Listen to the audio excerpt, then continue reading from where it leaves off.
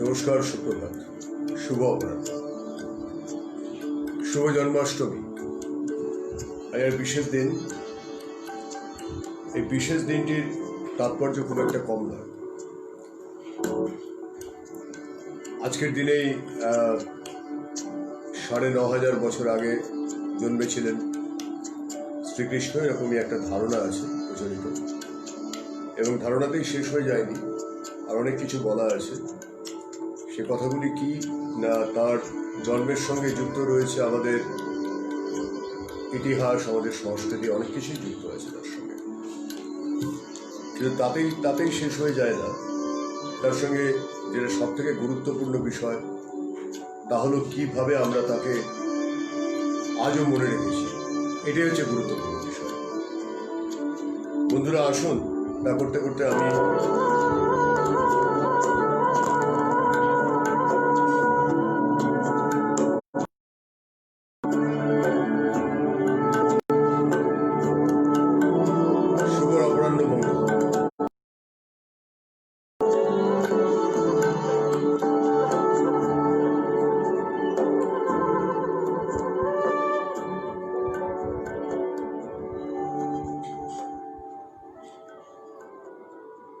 দেখুন, আজকে আলোচনার দুই ভাইকে নিয়ে। এই দুই ভাই, আমি যদিও বলেছি যে শুক্লদন পুত্র আনন্দ, শুক্লদন পুত্র আনন্দ কে তা ইতিমধ্যে অনেকেই ধারণা পেয়ে গেছেন। সম্পর্ক তার জ্ঞাতি ভাই, অর্থাৎ তার কাকার ছেলে এই শুক্লদন, তিনি ছিলেন আনন্দ। কিন্তু দেখুন, আশ্চর্য বিষয়, আজকের যে দিনটি অর্থাৎ কৃষ্ণ জন্মাষ্টমী, সেই কৃষ্ণকে, যাকে আমরা ৯,৫০০ বছর আগে অবতার বরিষ্ঠায় বলে ধারণ করেছি, তার ক্ষেত্রেও একটি ভাই ছিল। সে ভাইটিকে কেউ তার অদ্ভুতভাবে বৈমাত্রেয় ভাই, অর্থাৎ কিনা বলরাম এবং কৃষ্ণ, তাদের দুই ভাইয়ের এই একটা সম্পর্ক। এবং সবসময় আপনারা দেখবেন কৃষ্ণের ক্ষেত্রে তার যেখানে যখন কৃষ্ণকে অর্চনা করা হয়, তখন রাধিকা যেরকম থাকেন, আবার বলরামও থাকেন। অনেক মূর্তি আছে কৃষ্ণের, বা অনেক গুহাচিত্র আছে, অনেক ভাস্কর্য আছে, যেখানে বলরাম এবং কৃষ্ণের পত্নী এবং কৃষ্ণ, এমনকি পুরীতে যে বিখ্যাত জগন্নাথ দেবের রথযাত্রা, সেখানেও কৃষ্ণ বলরাম একসঙ্গে। ঠিক একই রকম ভাবে ভাবতে ভাবতে মনে হলো যে এরা তো বৈমাত্রেয় ভাই ছিলেন। রোহিণী ছিলেন বসুদেবের আর এক পত্নী, কিন্তু এরা এই যে বুদ্ধ এবং বুদ্ধ শিষ্য আনন্দ বলে আমরা জানি, তথ্যটা সম্পূর্ণ ভুল যদি বলি আপনাদের, যে বুদ্ধ শিষ্য আনন্দ নন। আনন্দ অর্হত্ব লাভ করেছিলেন বুদ্ধের নির্দেশে, বুদ্ধের মৃত্যুর পর। এগুলো সমস্তই কিন্তু লিপিবদ্ধ বৌদ্ধ শাস্ত্র, বিভিন্ন গ্রন্থ এবং বিভিন্ন শতক থেকে, অর্থাৎ জাতক এবং শতক থেকে। ঠিক যেরকম অবদান শতক থেকে অভিজিৎ, এই একটি বৌদ্ধ মানুষ এসেছেন, ইনি যথেষ্ট জ্ঞানী। অভিজিৎ নিশ্চয়ই জানেন, অভিজিৎ বড়ুয়া আমাদের পরিবারের সদস্য। তিনি জানেন যে বুদ্ধের জীবনের অনেক কিছুই আমরা বিভিন্ন শাস্ত্র অনুপাতে পেয়ে যাই, কিন্তু যেগুলো বুদ্ধ জীবনের যে বিষয়গুলোকে নিয়ে বিতর্ক ওঠে, সেইখানগুলো আমরা ঠিকমতো ধরি না। কিন্তু কৃষ্ণের ক্ষেত্রে দেখা যায় তার কোনো প্রামাণ্য গ্রন্থ নেই, কিন্তু কাহিনীগুলো লোকমুখে রয়ে গেছে এবং সেগুলোকে আমরা মেনে নিয়েছি। আনন্দ সম্পর্কে কখনো প্রশ্ন তোলা হয়েছে, কে ছিলেন আনন্দ? অমিতদন পুত্র, শুক্লদন পুত্র, তার বাপের নাম শুক্লদন বা অমিতদন। এবং আপনাদের আবার মনে করিয়ে দেব, সে আমলে কপিলাবস্তুতে শাক্য বংশে একজন রাজাই থাকবেন এরকম ব্যাপার ছিল না। বাই রোটেশন বিভিন্ন রাজা আসতেন একই বংশে, এটা কিন্তু ছিল।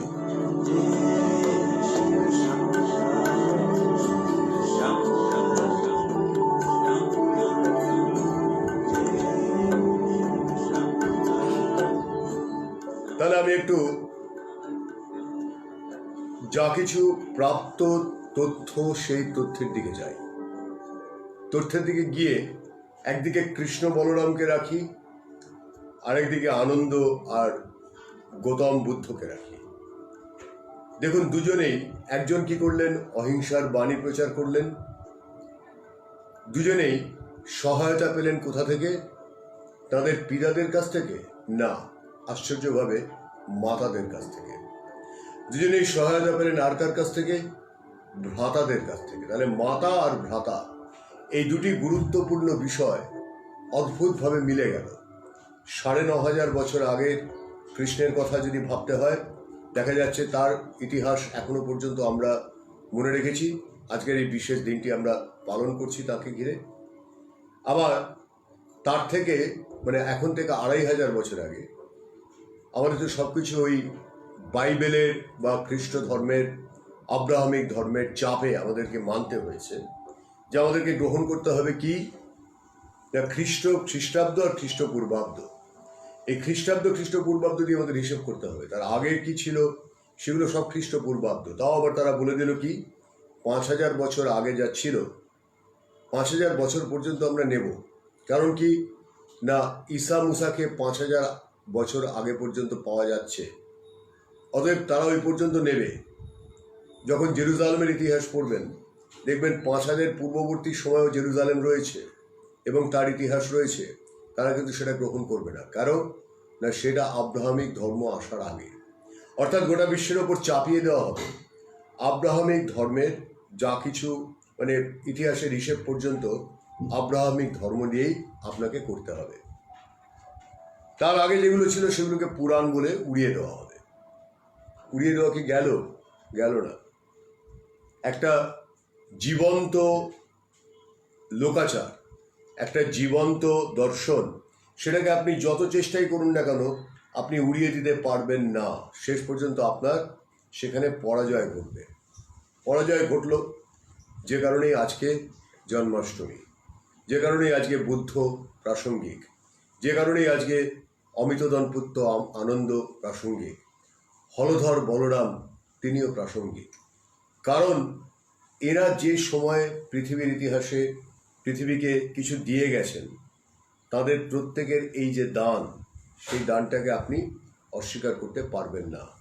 পারবেন না বলে আজকে জন্মাষ্টমী পালন করার আগে নিউজিল্যান্ডের প্রধানমন্ত্রী জেসিন্ডা আর্ডেনকে যেতে হয় অকল্যান্ডের একটা কৃষ্ণ মন্দিরে, কিংবা রাম মন্দিরে, কিংবা ধরুন এই যে আচার আচরণের মধ্যে লুকিয়ে থাকা পুরনো ইতিহাস, যে ইতিহাসটাকে তথাকথিত সেকুলারিজমের নামে, নানান রকম নোংরামির নামে মুছে ফেলার চেষ্টা হয়েছে। চেষ্টা করলেই কি মোছা যায়? এতই সোজা?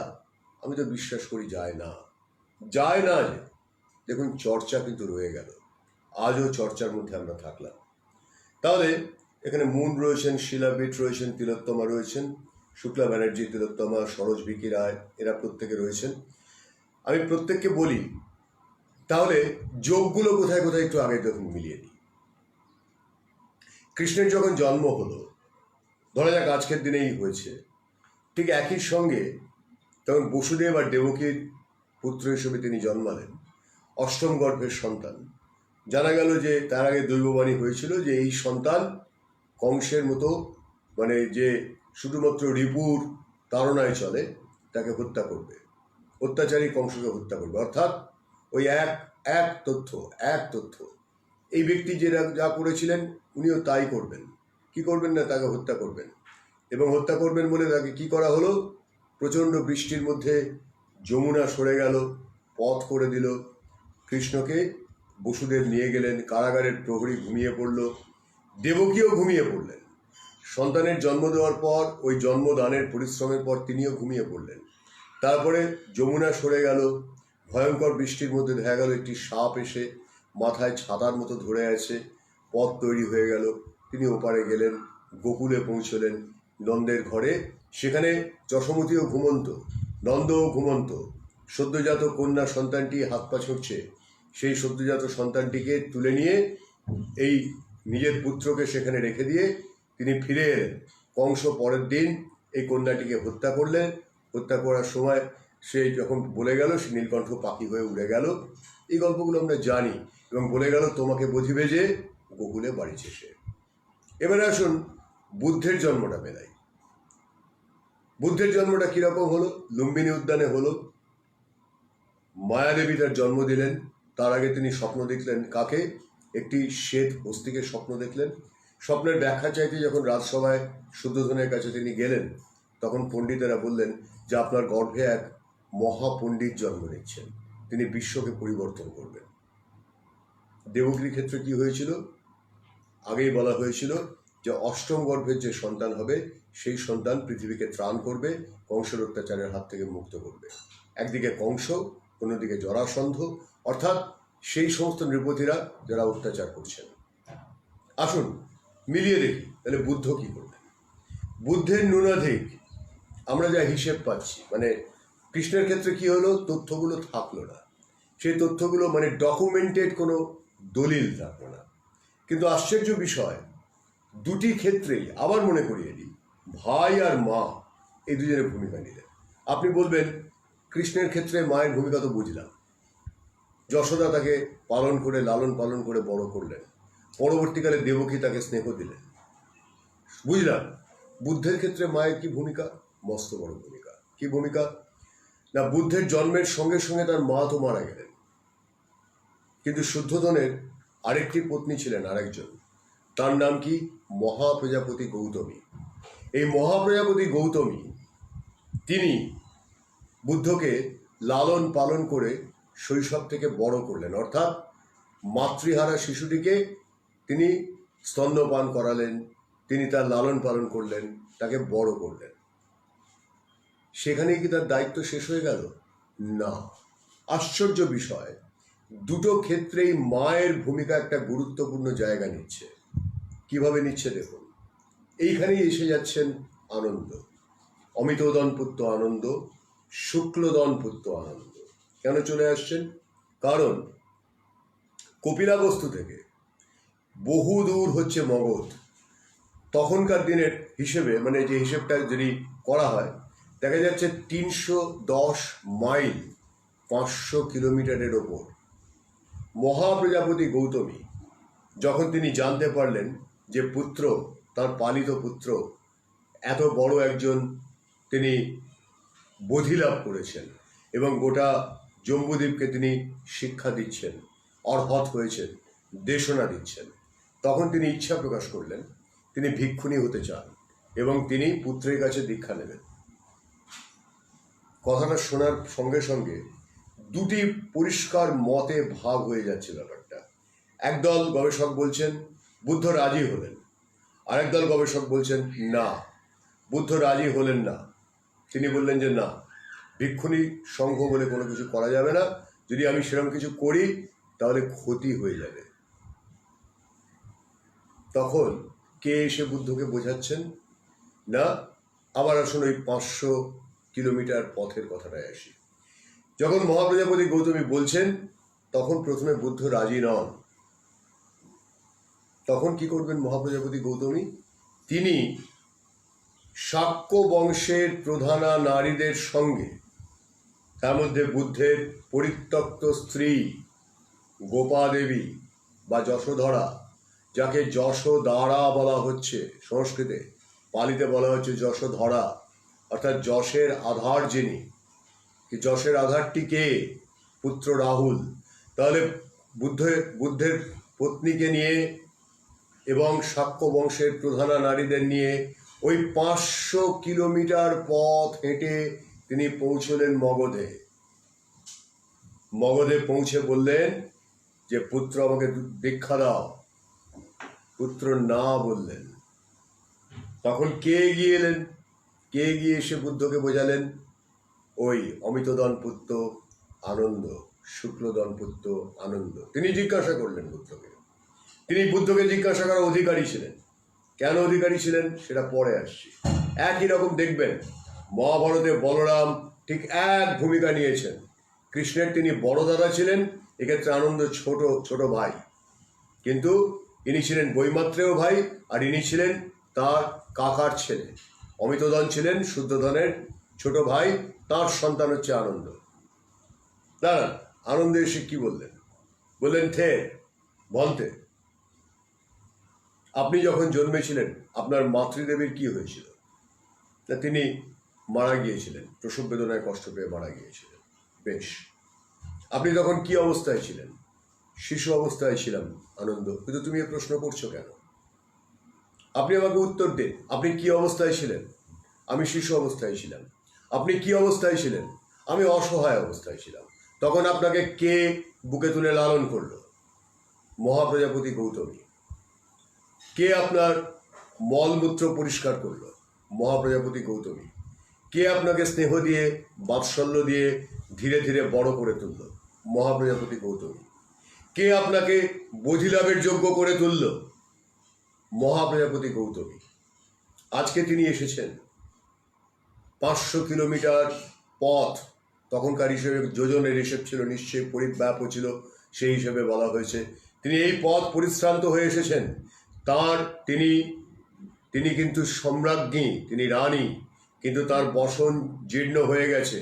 তিনি গোটা পথ হেঁটে এসে তিনি পরিশ্রান্ত, ক্লান্ত, তিনি সম্পূর্ণভাবে বিপর্যস্ত। তিনি আপনার গর্ভধারিণী মাতা নন, কিন্তু তিনি আপনাকে লালন পালন করে বড় করেছেন। তিনি আপনাকে বড় করেছেন।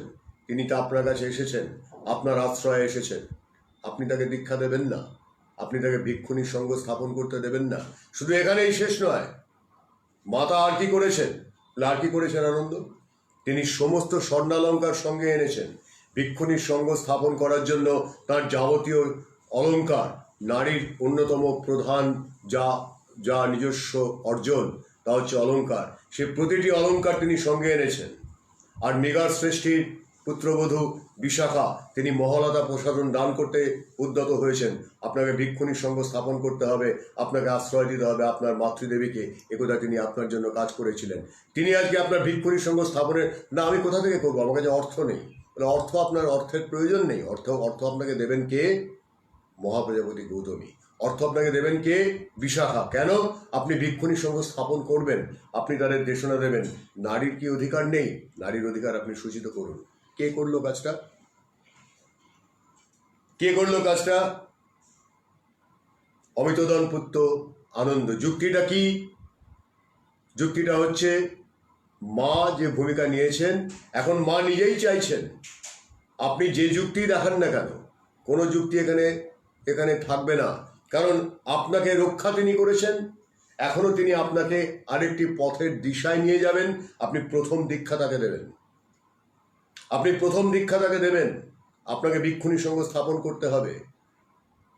আপনার জীবদ্দশাতে এইটা হয়ে থাকুক। এবারে আসুন, কেন আজকের দিনে জন্মাষ্টমীতে, যখন কৃষ্ণের কথা বলা উচিত ছিল, তখন বুদ্ধ আর আনন্দর কথা কেন? যে ভাস্কর্যের ছবিটি আপনারা দেখেছেন, সে ভাস্কর্যের ছবিটি আপনারা দেখে নিশ্চয়ই বুঝতে পেরেছেন যে ওই ভাস্কর্যটি পাওয়া গেছে কোথায়। পাওয়া গেছে জিয়ান টাংশান গুহাতে, মোটামুটিভাবে 550 থেকে 77 খ্রিস্টাব্দের মধ্যে এটা ওই গুহাতে ভাস্কর্যের কাজগুলি হয়েছিল। তাহলে আনন্দের ওই ছবিটি, ওই ছবিটি ওখান থেকেই নেওয়া, ওই ভাস্কর্য থেকে। তা আনন্দর নামটা কি করে হলো? আনন্দ কেমন করে বুদ্ধের অন্যতম প্রধান শিষ্য বলে পরিগণিত হলেন? কেমন করেই বা বলরামকে জুড়ে দিলেন রোহিণী কৃষ্ণের সঙ্গে, যে তোমার প্রতিটি কাজে তুমি বলরামকে পাশে রাখবে? এমনকি শেষ মুহূর্ত পর্যন্ত, কৃষ্ণের শেষ মুহূর্তের আগে বলরামের মৃত্যু হয়েছে। কেন? তা বলরাম বয়সে বড়। বলরাম চেষ্টা করেছিলেন যাদবদের যে অন্তর্কলহ সেটা দূর করার জন্য, কিন্তু সেটা দূর হবে না জেনে কৃষ্ণ বলরামকে বলেছিলেন, আপনি চলে যান, আপনি দ্বারকা ছেড়ে চলে যান, আপনি মথুরায় ফিরে যান। আপনারও প্রয়াণের সময় হয়েছে, আমারও সময় হয়েছে। এরা পরস্পর অন্তর্কলহ করে এরা মরবে, মুষল পর্ব শুরু হয়েছে। অতএব কৃষ্ণ বলরামকে বলেছিলেন, আপনি চলে যান, আপনি চলে না গেলে আমি যেতে পারবো না।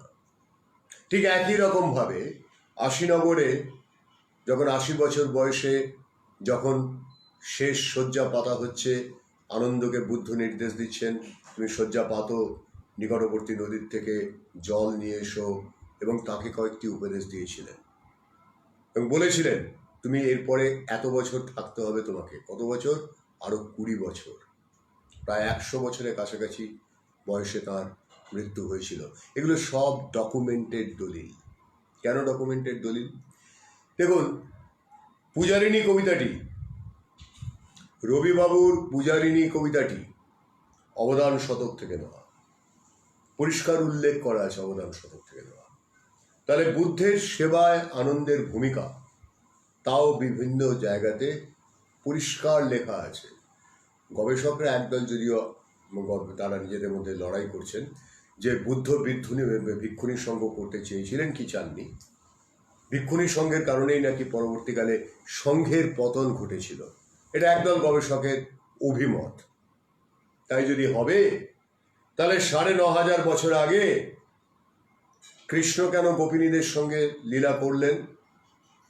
তাহলে 9500 বছর আগে কৃষ্ণ কেন তার জীবদ্দশাতে রাধা সহ একাধিক নারীর সঙ্গে তার সম্পর্ক হলো? কেন হলো? সেই দিকগুলি বারবার করে যখন উঠে আসে তখন তার পাশাপাশি কৃষ্ণের পুরুষকারের অন্য দিকগুলো তাদের খর্বত হয় না? হ্যাঁ, কৃষ্ণের পন্থা কী ছিল? তিনি কি ছিলেন? তিনি একটি ছোট্ট রাজ্যের রাজত্ব হাতে রেখেছিলেন, আর পাশাপাশি কি করেছিলেন? প্রতিটি ক্ষেত্রে রাজনৈতিক অন্যতম প্রধান কলাকুশলী হিসেবে তিনি নেপথ্য থেকে কাজ করে গেছেন। তার প্রতিটি কাজ দেখুন, মিলিয়ে দেখুন, মিলে যাবে। তাহলে মায়ের ভূমিকা হলো। ভাইয়ের ভূমিকাতে আসবো, তার আগে একবার একটু কৃষ্ণ কথা বলে নিই, শুরুর কথা বলে নিই, আজকে দরকারি শুরুর কথা। দেখুন, তার অঙ্গুলি হেলন ছাড়া মহাভারতের যে পৃথিবী, সেই সময়ের দাপর যুগের যে পৃথিবী, তার অঙ্গুলি হেলন ছাড়া একটি কিছু চলছে না। প্রতিটি ক্ষেত্রে তিনি সিদ্ধান্ত দিচ্ছেন, নেপথ্যে বা প্রকাশ্যে, প্রকাশ্যে বা নেপথ্যে। রাজস্ব সভাতে শিশুপালকে হত্যাও ছিল কৃষ্ণের অন্যতম প্রধান কৃতিগুলির মধ্যে একটা। জরাসন্ধকে ধীরে ধীরে ধীরে ধীরে ধীরে ধীরে দুর্বল করে তাকে শেষ পর্যন্ত হত্যার মতো জায়গাতে নিয়ে যাওয়া, ভীমসেনকে দিয়ে তাকে হত্যা করানো। এই জরাসন্ধ, যে ঋষিদের রাজা, যে গোকুল থেকে, যে আপনার মথুরা থেকে তাড়িয়ে দিল যাদবদের, এই জরাসন্ধ যে অন্যতম প্রধান শত্রু ছিল, যে এই জরাসন্ধ যাকে কৃষ্ণ ইচ্ছা করলে হত্যা করতে পারতেন কিন্তু নিজে করেননি, নিজের কৃতিত্ব সবসময় তিনি রাখেননি, বুদ্ধও ঠিক তাই করেছেন। এই সেই ব্যক্তিত্ব যারা মাতৃকা সম্মাননা প্রধানভাবে বুঝিয়ে গেছেন। তাহলে বাল্যের তার সমস্ত কাজগুলি কিন্তু সেগুলোকে লীলা বলে ব্যাখ্যা করা হয়। তার মধ্যে অন্যতম প্রধান লীলা কি? বাৎসল্য নয়, প্রেম তো এলো পরে। প্রধান লীলা কি বাৎসল্য নয়? তাহলে মাতৃকা ভূমিকাটি কি গুরুত্বপূর্ণ নয়? মহাপ্রজাপতি গৌতমী, এখানে যশোদা, ভূমিকা কি গুরুত্বপূর্ণ ছিল না? কেন তাদের এত গুরুত্ব দেওয়া হলো? কেন প্রতি কথায়, প্রতি ক্ষেত্রে? আমি জানি বহু মানুষ আছেন যারা কৃষ্ণের পুরুষ রূপটিকে পছন্দ করেন না, গোপাল রূপটিকে পছন্দ করেন। ঠিক বলছি? কেউ কিছু বলছেন না কেন? অন্তত চিহ্ন দিন, আমি চিহ্নটুকু দেখি। গোপাল রূপটিকে পছন্দ করেন, বিশেষ করে নারীরা দুভাবে কৃষ্ণকে দেখেন। একটা বয়স পর্যন্ত পুরুষ শ্রেষ্ঠ, অন্য বয়সে পৌঁছে গোপাল। বালগোপালের মূর্তি প্রায় প্রত্যেকের, অনেক নারীর ঘরে আছে, পুজো পায়। তারা তাকে ছোট্ট শিশুর মতো দেখে। আজকের দিনটায় তাদের সব থেকে বেশি আনন্দ, কারণ এখন কৃষ্ণের বয়সটা কি? এখন সে শিশু, এখন সে সব থেকে আনন্দের দিন আজকে তাদের। ঠিক না ভুল আমি বুঝতে পারছি না, কোনো চিহ্ন দেখতে পারছি না। আমি জানতে চাইব, আমার একটা খুব সরল সোজা প্রশ্ন, এই মানুষটি, এই যে বুদ্ধ, তার সঙ্গে দেখা যাচ্ছে আনন্দ নামে তার যে ভাই, তার যে কাকার ছেলে অমিত দনপুত্র, এই আনন্দকে যখন তিনি 55 বছর বয়সে পৌঁছলেন, তখন তার আগে পর্যন্ত তথাগত সেবা করার জন্য তিনি যে গন্ধকুটি বলে যেখানে থাকতেন, গন্ধকুটি বলতে সুগন্ধ খুব পছন্দ করতেন তিনি। মিলিয়ে নিন কৃষ্ণের সঙ্গে তার কিন্তু কণ্ঠে সবসময় গুঞ্জা মালা, গুঞ্জা ফুলের মালা, তার মাথায় সবসময় ময়ূরের পেখম, সাজগোজ করতে তিনি ভালোবাসেন। তার হাতে বাঁশি, একদিকে বাঁশি একদিকে উশি, কোনোটাই বাদ যাচ্ছে না। তার মানে কি তিনি ধর্ম প্রতিষ্ঠা করছেন, সততা প্রতিষ্ঠা করছেন, স্পষ্ট করে বোঝাচ্ছেন। ইনিও তাই করছেন, কিন্তু এনার পদ্ধতিটা কি? এনার পদ্ধতি হচ্ছে কি অহিংসার পদ্ধতি, কিন্তু ইনি করছেনটা কি আসলে রাজনৈতিক কাজ। রাজাদের পরামর্শ দিচ্ছেন, বিম্বিসারকে চক্রবর্তী সম্রাট করছেন, ভারতকে প্রস্তুত করছেন যে ভারত তার কয়েকশো বছরের মধ্যেই বহিঃশত্রুর আক্রমণে ক্ষতবিক্ষত হয়ে যাবে। তখনই হয়েছে আলেকজান্ডারের হামলা আটকেছে কিন্তু বুদ্ধের, একমাত্র বুদ্ধের দর্শন, তথাগত তক্ষশিলার মহাবিহার আলেকজান্ডার ধ্বংস করেননি। কারণ কি? বুদ্ধের দর্শনে কি ছিল? অহিংসা পরম ধর্ম। সেই মুহূর্তে যখন আগ্রাসনের পৃথিবী, ৯,৫০০ বছর আগে মহাভারতে যখন আগ্রাসনের পৃথিবী, বিনা যুদ্ধে নাহি দেব সূচাগ্র মেদিনীর পৃথিবী, সেখানেও এক ছবি আমরা দেখতে পাচ্ছি, দুই ভাই মা, দুই ভাই মা। এখানেও তাই, দুই ভাই মা। এই দুই ভাই ভূমিকাটা কি? গন্ধকুটিতে বুদ্ধ বাস করতেন। গন্ধকুটিতে যখন তিনি বাস করতেন, তার একজন দুজন সেবক লাগতো। ৫৫ বছর বয়স যখন হলো, তখন শুদ্ধোধনের অনুজ অমিতধনের পুত্র আনন্দ, যিনি ইতিপূর্বে বুদ্ধের শিষ্যত্ব লাভ করেছেন, তখন বুদ্ধ বললেন যে আমি বয়স হয়েছে, আমার পক্ষে এখন আর নিজের প্রাত্যহিক দৈনন্দিন কাজগুলি একা করা সম্ভব নয়।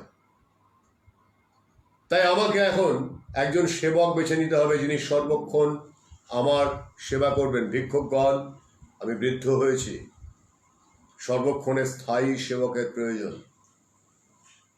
উল্লেখ্য, যিনি তথাগত সেবক হবেন তাকে কি হতে হবে? তাকে হতে হবে কর্তব্য পরায়ণ, তাকে অনেক কিছু হতে হবে, তার অনেকগুলি যোগ্যতা লাগবে। নিরলস হতে হবে এবং সর্বোপরি ঐকান্তিক হতে হবে। এই অবস্থায় আপনারা কে চান আমার সেবক হওয়ার ভূমিকা নিতে? যতজন ভিক্ষু সেখানে সমবেত ছিলেন, প্রত্যেকে আবেদন করলেন, প্রত্যেকে বললেন আমি চাই, আমি হতে চাই, আমি হতে চাই। শুধু আনন্দ আবেদন করলেন না। আনন্দ বললেন না, কোনো কথাই বললেন না, তিনি চুপ। বুদ্ধ তখন আনন্দকে কারণ জিজ্ঞাসা করলেন যে হে আনন্দ, তুমি কেন কোনো কিছু বললে না?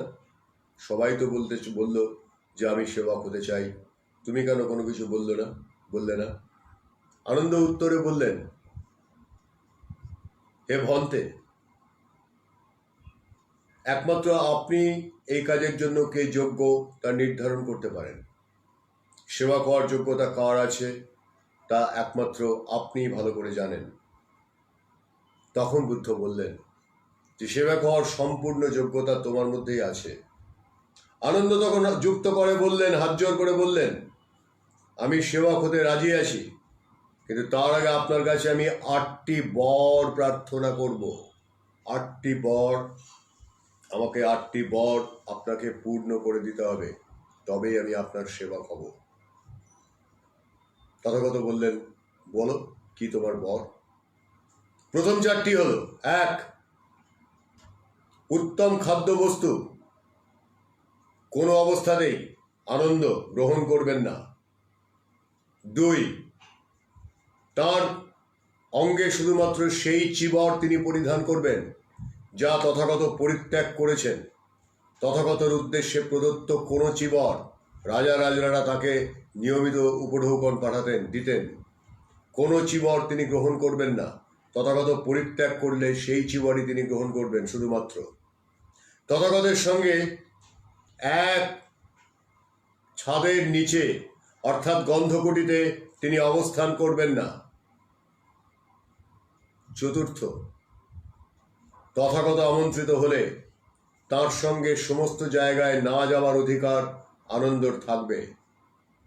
আর পরের চারটি বুদ্ধ প্রশ্ন করলেন, আর বাকি চারটে বললেন, আনন্দ প্রার্থনা করলেন, আমার গৃহীত নিমন্ত্রণ আপনি গ্রহণ করবেন, মানে যে নিমন্ত্রণ আমি গ্রহণ করেছি সেটা আপনিও গ্রহণ করবেন।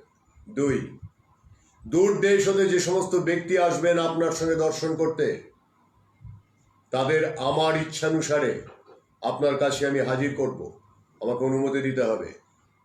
3, আমার মনে কোনো বিষয়ে কোনো সন্দেহ জাগলে সেই সন্দেহ দূর করার জন্য যে কোনো সময়, এমনকি রাত্রির মধ্যযাম হলেও আপনার সম্মুখে উপস্থিত হওয়ার অধিকার আমার থাকবে।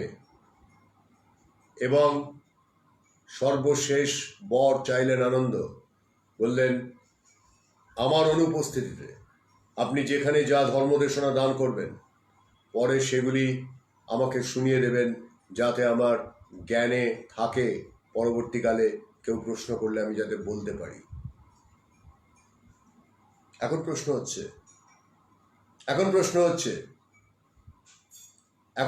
হচ্ছে এই যে 8টি বিশেষ বর চাইলেন আনন্দ, কেন? উত্তরটা কি? 8টা বিশেষ বর চাওয়ার কারণটা কি?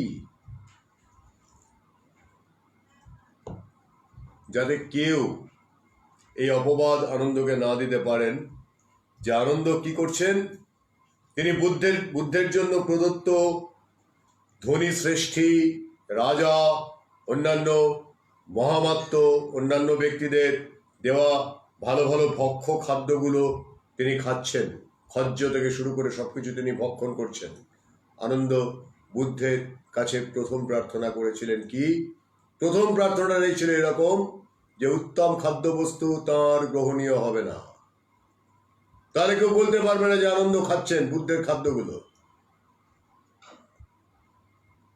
বুদ্ধদেবের উদ্দেশ্যে প্রদত্ত চিবর তিনি গ্রহণ করবেন না, অর্থাৎ পার্সিয়ালিটি যেন কোনোভাবেই অভিযোগ হিসেবে না ওঠে। এটা গেল 1। 2, তারপরে দেখুন গুরুত্বপূর্ণ ব্যাপারটা কিরকম। শেষের দিকের যে 4টি শর্ত, তার অনেকগুলো কারণ রয়েছে।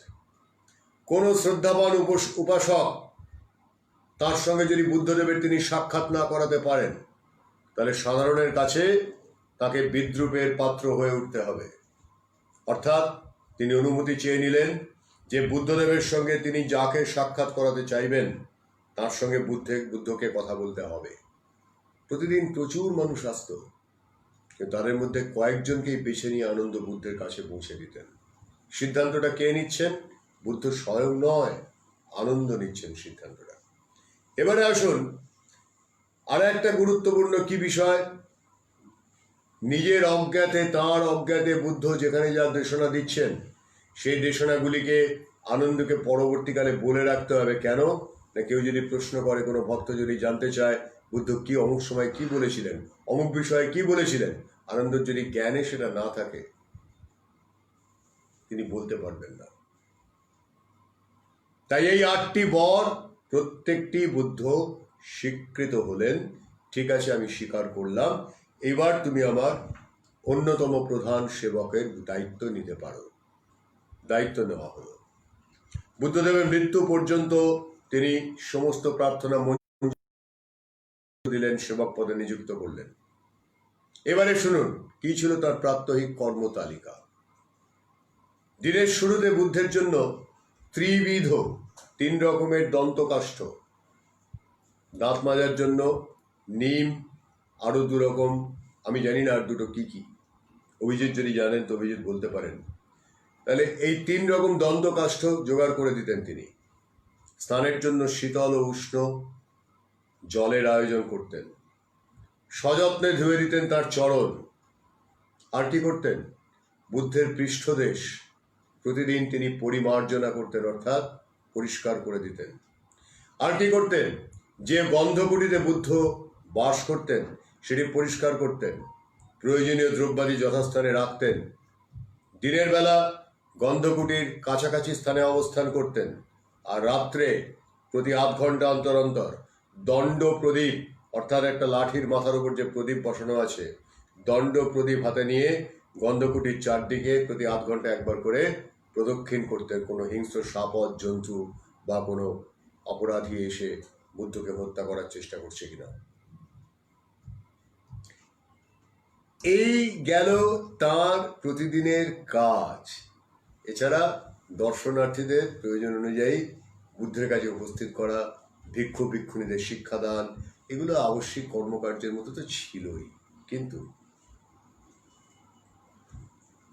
তাহলে বলরাম কি করতেন?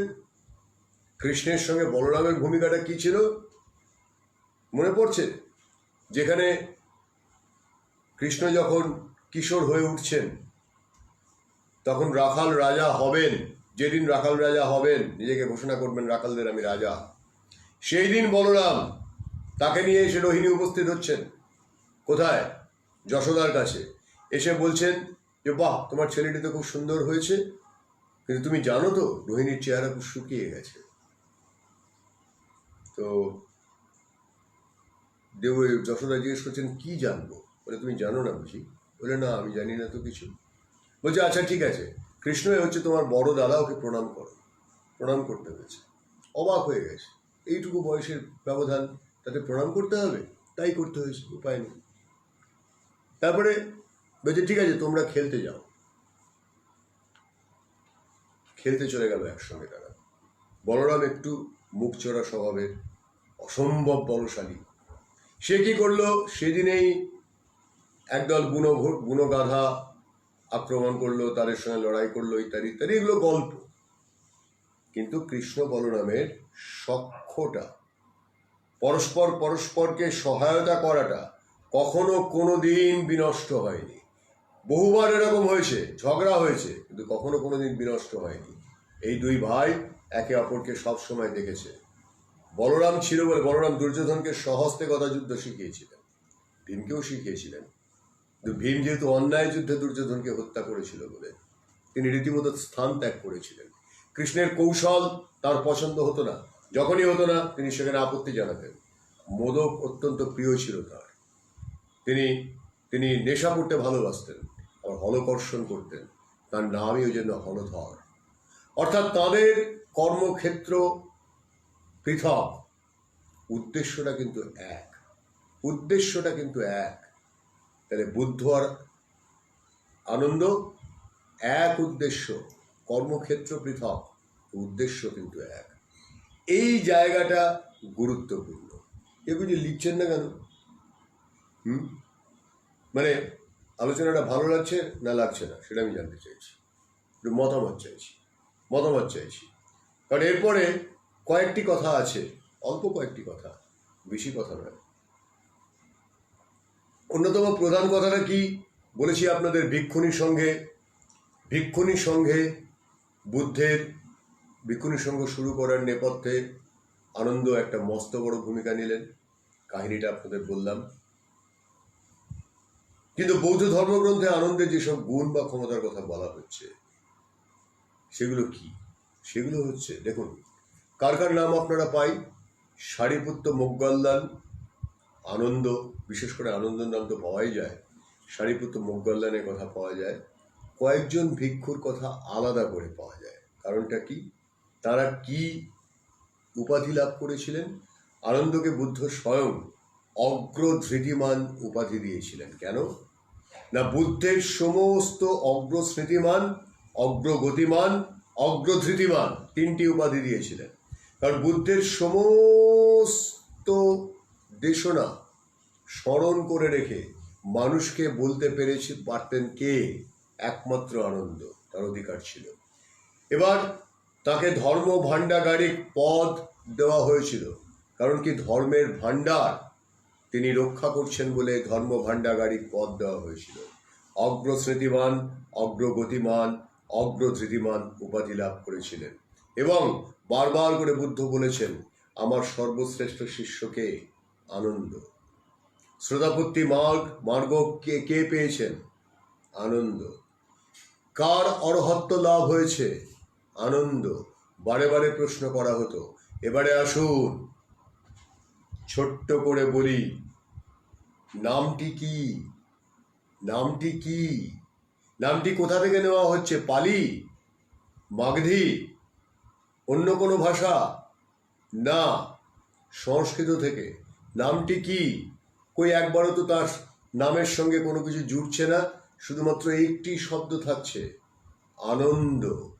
আনন্দ, আনন্দ। কেন আনন্দ? কেন শুধুমাত্র আনন্দ? কেন অমুক তমুক তুসুক এটা যুক্ত নয় তার সঙ্গে?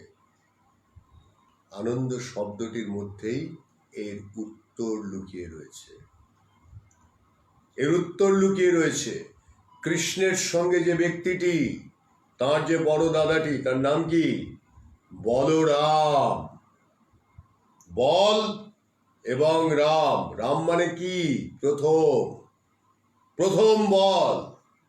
তাহলে বলরাম, তার আসল নাম শঙ্কর্ষণ। শঙ্কর্ষণ মানে কে কি করে? সে কর্ষণ করে, অর্থাৎ কি করে?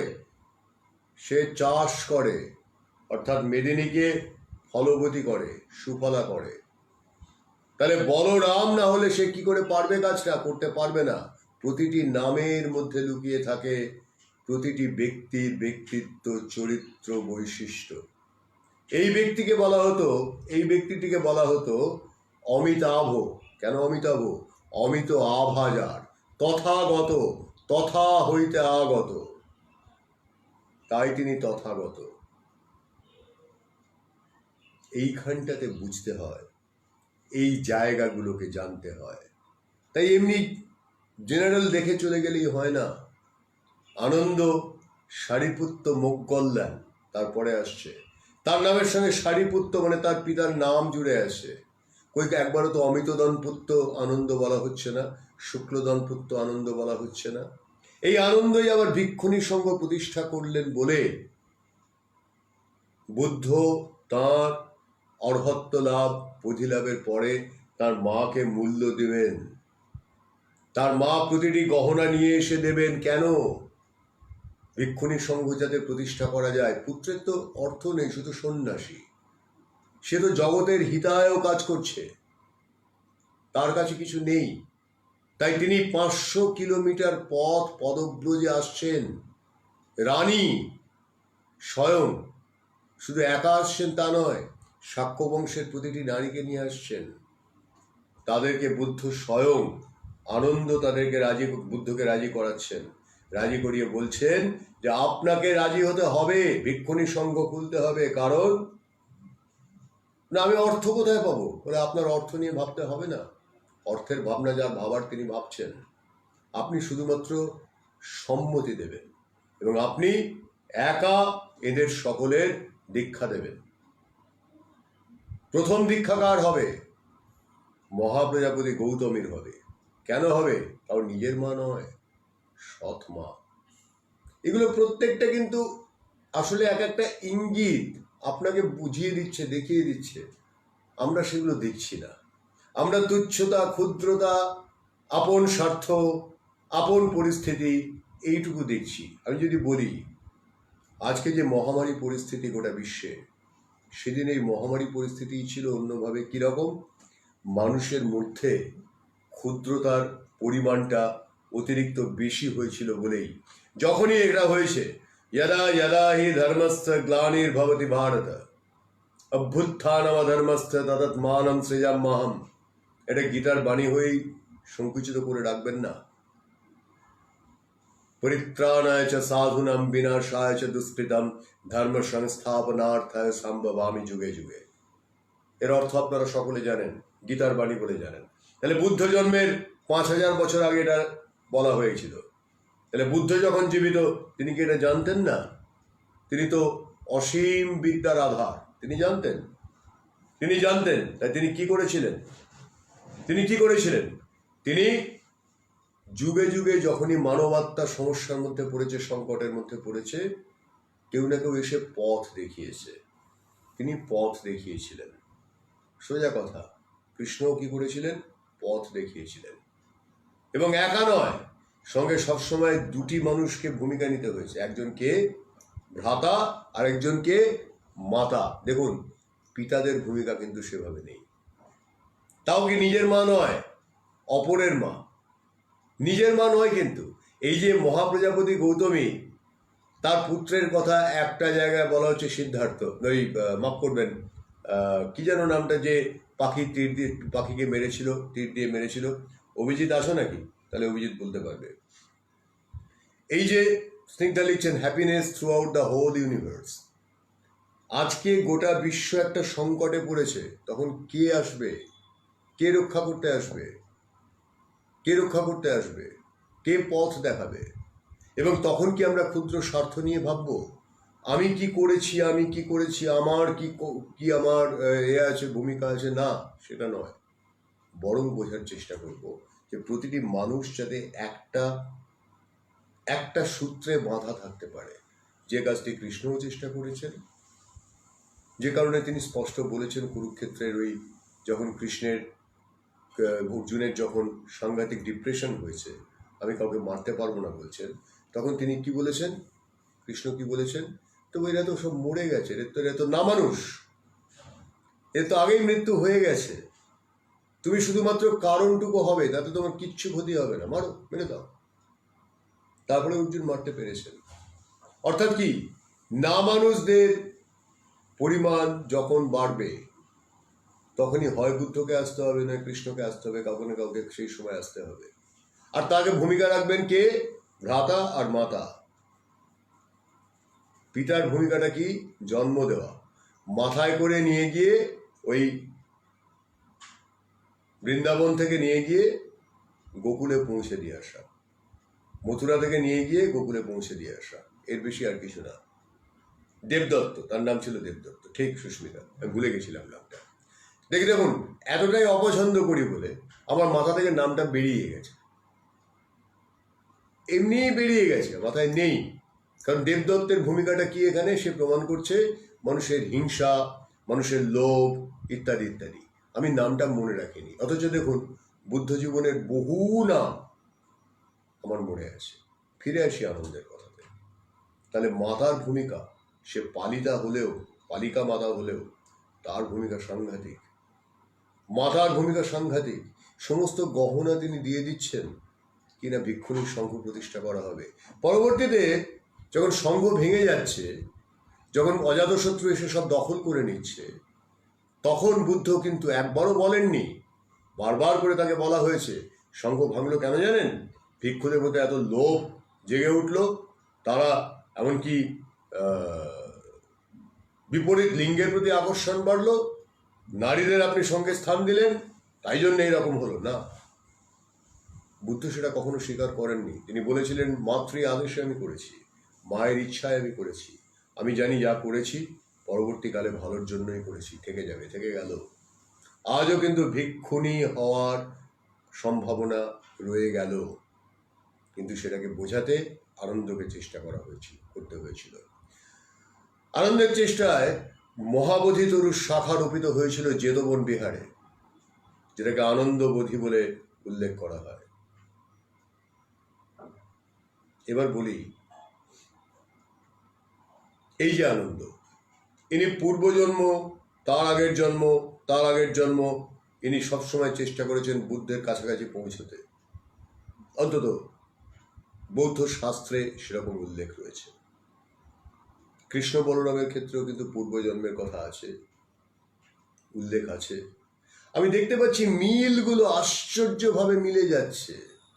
যশোদাকে যেরকম আজও সে গ্রাহ্য, দেবকীর থেকেও বেশি গ্রাহ্য, ঠিক সেরকম মহাপ্রজাপতি গৌতমী আজও গ্রাহ্য। তার জন্মদাত্রী মায়াদেবী, তিনি তো মারা গেলেন সঙ্গে সঙ্গে, তাকে কেউ মনে রাখলো কি? রাখলো, কিন্তু ওই নামটুকু উল্লেখ করা থাকলো মাত্র। কর্মটা কে করলেন? ইনি। ভিক্ষুণীর সঙ্গ প্রতিষ্ঠা করতে নিজের অঙ্গের সমস্ত অলঙ্কার ত্যাগ করে কাকে দিলেন? বুদ্ধকে। ইনি 500 কিলোমিটার পথ হেঁটে এলেন সব নারীদের নিয়ে, কে? ইনি। বৃদ্ধ বয়সে পুত্রের কাছে দেশনা পাওয়ার জন্য। মার্গদর্শনের জন্য। যখন তার মার্গদর্শনের প্রয়োজন তখন তিনি ক্ষুদ্র বিষয়ে আর আটকে থাকবেন না।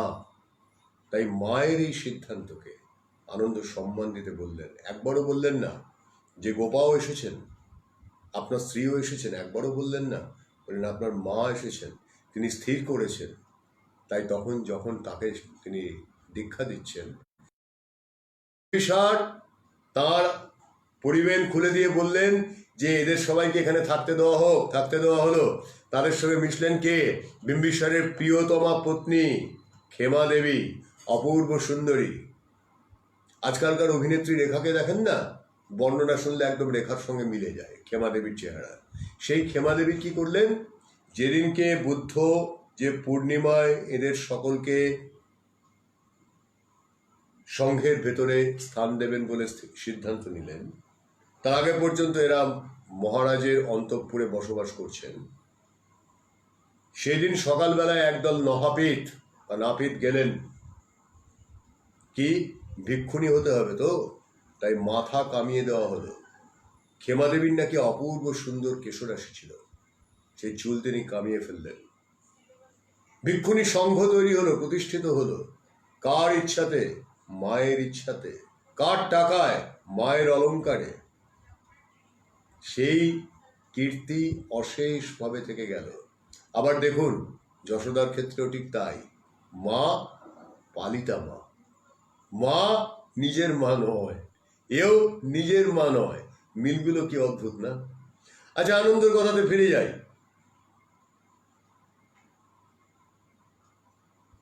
আনন্দের প্রসঙ্গে বলা হচ্ছে বুদ্ধের যখন মৃত্যু এসে উপস্থিত হয়েছে, তার শেষ শয্যা রচনা করলেন আনন্দ বুদ্ধের নির্দেশে। কুশিনারার শালবনে বৃক্ষমূলে আনন্দ বুদ্ধের জন্য শয্যা প্রস্তুত করলেন। নিকটবর্তী ককুত্থ নদী, সেখান থেকে পানীয় জল আহরণ করে তাকে প্রদান করলেন।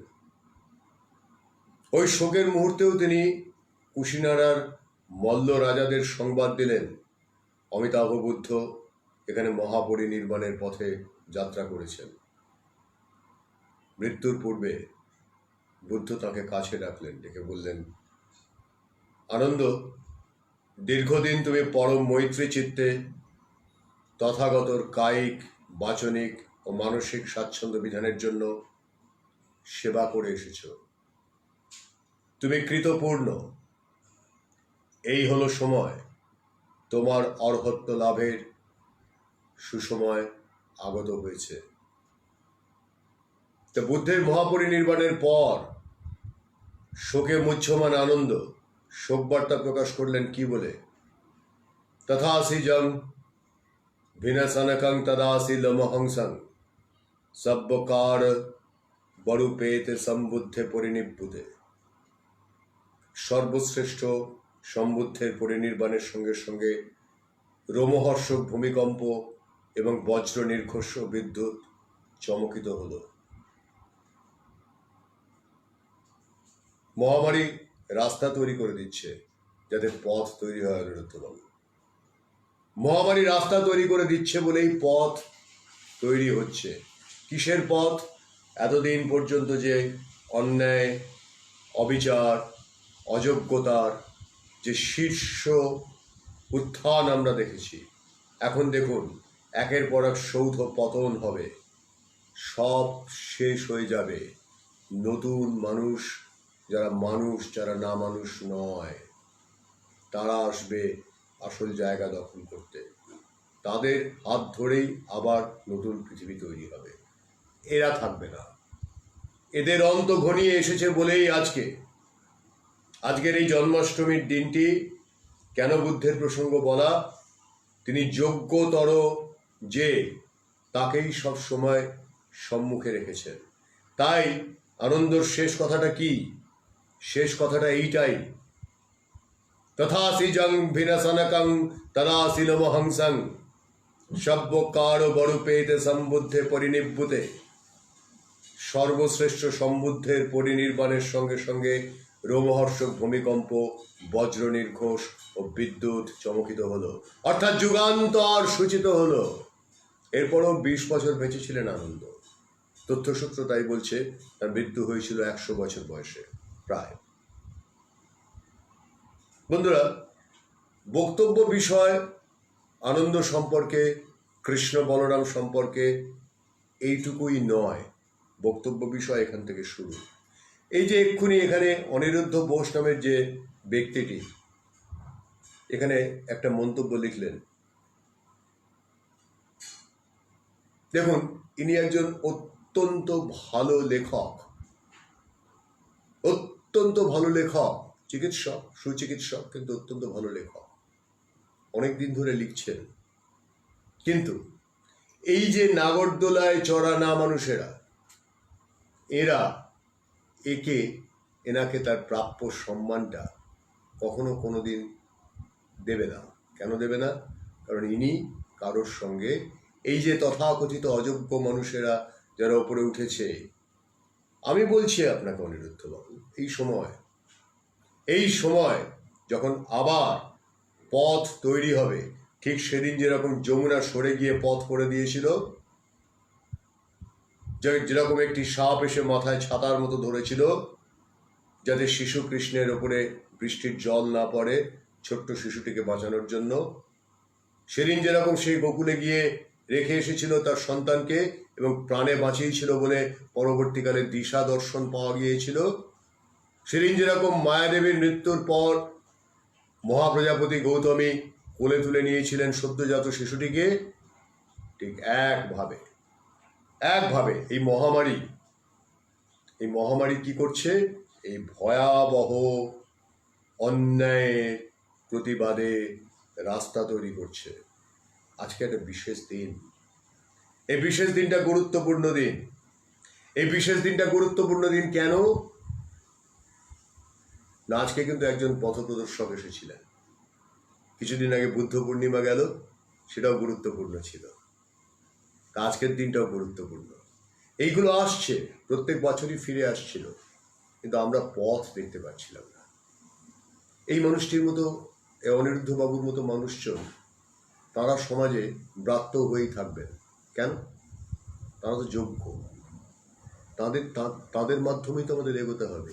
এই সমস্ত কতগুলো ভণ্ড, মিথ্যাবাদী, দলদাস, অকারণ যাদের কোনো যোগ্যতা নেই, তারা পূজা পাবে দিনের পর দিন, তারাই সব কিছু দখল করে থাকবে, তারা বিভিন্ন রকম রাজনীতি করবে, অশ্রাব্যতা করবে, কদর্যতা করবে, কুৎস্রীতা করবে। সেটা কি মানুষকে মেনে নিতে হবে দিনের পর দিন? তাই জন্যে আবার গীতায় ফিরছি, বলছি আজকে অমিতদনপুত্র আনন্দের কথা, শুক্লদনপুত্র আনন্দের কথা, আজকে বলছি শুদ্ধদনপুত্র অমিতাভর কথা, গৌতমের কথা, আজকে বলছি বাসুদেব কৃষ্ণের কথা, আবার বলছি কি নন্দনন্দন চন্দন কৃষ্ণের কথা, আবার বলছি কার কথা? হলধর শঙ্কর্ষণ বলরামের কথা। একসঙ্গে মিলে যাচ্ছে কিন্তু মহাপ্রজাপতি গৌতমী, আর এদিকে আপনি ভাবুন না এই যশোদা, মিলে যাচ্ছে না? মিলে যাচ্ছে। এ তার সমস্তটুকু উজাড় করে দিচ্ছে, এও তার সমস্তটুকু উজাড় করে দিচ্ছে। কেন না? পুত্রকে যে পথ দেখাতে হবে। যদা যদা হি ধর্মস্য গ্লানির্ভবতি ভারত, একই কথা।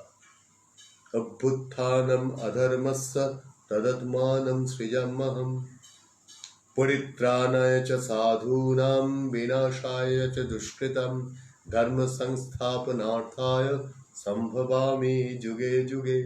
এই সম্ভব আমি যুগে যুগে হতেই হবে। অযোগ্যরা টিকবে না। বুদ্ধের সময় টেকেনি, কৃষ্ণের সময় টেকেনি, উৎপীড়করা টিকবে না। বুদ্ধের সময় টেকেনি, কৃষ্ণের সময় টেকেনি, আজও টিকবে না। তাই মহাপরিনির্বাণের পথে তিনি চলে যেতে পারেন, তাতেই সবকিছু শেষ হয়ে যাবে না, ওইখানেই সবকিছু শেষ হয়ে যাবে না, বরং নতুন করে শুরু হবে। আজকে তো জন্মই হলো, শুরু হোক, সেই নতুন দিনটা আসুক। ভালো থাকুন সকলে। রাত 8টায় আন্তর্জাতিক সংবাদ সহ দেখা হবে। বিশেষ দিন আজ বিশেষভাবে কাটুক, আনন্দময় হয়ে উঠুক। তাই আনন্দের কথা বললাম বলে, আনন্দম দিয়ে শেষ করছি বলে, আমাদের বার্তাই আনন্দম বলে বারবার করে মনে করিয়ে দেব, বারবার করে মনে করিয়ে দেব, আপনার সতর্কতাই আপনার একমাত্র পন্থা। আপনার নিজের ভেতরের আনন্দ বোধই আপনাকে একমাত্র বাঁচিয়ে রেখেছে, চালিয়ে নিয়ে যাচ্ছে, সেখানেই থাকুন। নমস্কার, রাত্রি 8টায় দেখা হচ্ছে। বিদায় চাই সুপ্রিয় বন্দ্যোপাধ্যায়, আনন্দ।